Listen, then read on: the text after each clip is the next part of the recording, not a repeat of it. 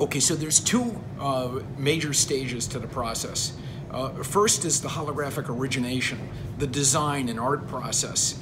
And we have a holographic lab actually in this building with a laser system that creates the hologram. We take a piece of plate glass with a photoresist coating.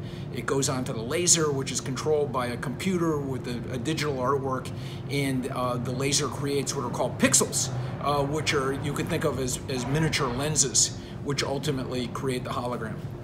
It's sub-micron. Human hair is 20 microns.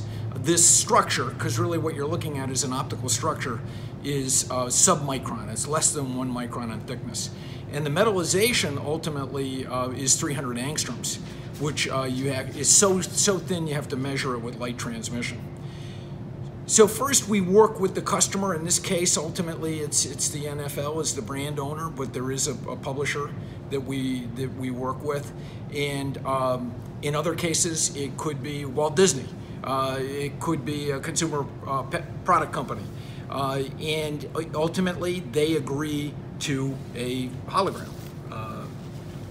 And we provide a proof that we call a Fuji proof that looks like this. And usually, there's some back and forth, a few iterations with the customer to get an approved hologram. Once the hologram is determined, then we go to mass production. So that's stage 2.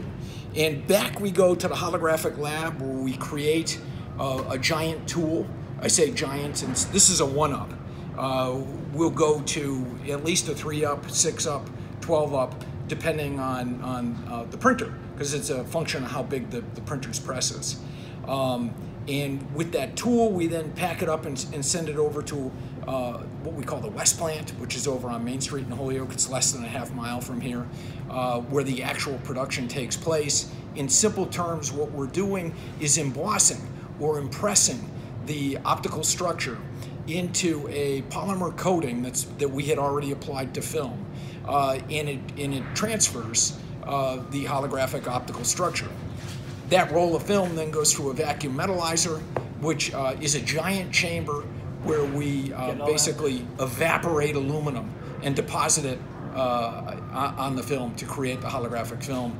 That holographic film then comes to this building where it's laminated to paper. The film is removed. It's called transfer. We call it EnviroFoil. I'll talk about that in a minute.